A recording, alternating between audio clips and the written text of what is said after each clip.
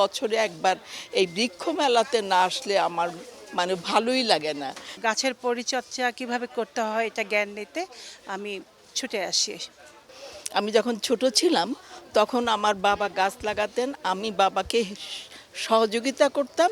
ওর থেকেই আস্তে আস্তে আমার ফুল গাছের প্রতি একটা আকর্ষণ, ভালো লাগা এগুলো শুরু হয়ে গেছে। তারপর থেকে এমনিতে আমি খুব প্রকৃতি ভীষণ ভালোবাসি, অনেক ভালোবাসি।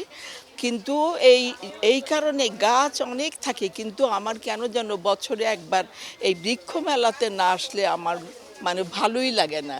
বৃক্ষমালা আসবো, গাছ যেটা পছন্দ হবে কিনবো, আর পছন্দ না হলে এই যে দেখা, এই যে এত সুন্দর, এত সুন্দর সুন্দর কত রকমের ফুল, আল্লাহ তাআলার কি সৃষ্টি, কত রকমের ফুল, কত রকমের ফল, এগুলো না দেখলে তো ভালো লাগে না। ওই চার কোণায় ঘরের মধ্যে বন্দি হয়ে বসে থাকলে কি আর ভালো লাগে? এগুলো ভালো লাগে, গাছ দেখি, কিনি, আবার হয়তো ঘুরি, সবার সাথে দেখাও হয়, সেটাও ভালো লাগে।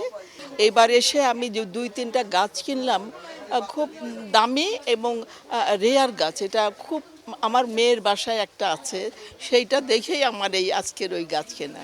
তো এই গাছগুলা কিনে আমি নিলাম। গাছের নামটা আমি এই মুহূর্তে আমার বলতে পারছি না।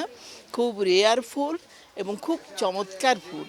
তো সেই জন্য ওইরকম ২-৪টা গাছ আমি কিনলাম। বহু আগের থেকে, অনেক বছর আগের থেকে আমার গাছপালা লাগাতে এবং বাগান করতে আমি আরম্ভ করেছি। তারপরে যতবারই এই এক্সিবিশন হয়, আসা হয়, তাছাড়া প্রায় আমি নার্সারিতে ছুটে যাই, নানান রকম নার্সারিতে গাছপালা দেখি, কিনি বা না কিনি, লাগুক বা না লাগুক, দেখতে, অভিজ্ঞতা নিতে, গাছের পরিচর্যা কিভাবে করতে হয় এটা জ্ঞান নিতে আমি ছুটে আসি।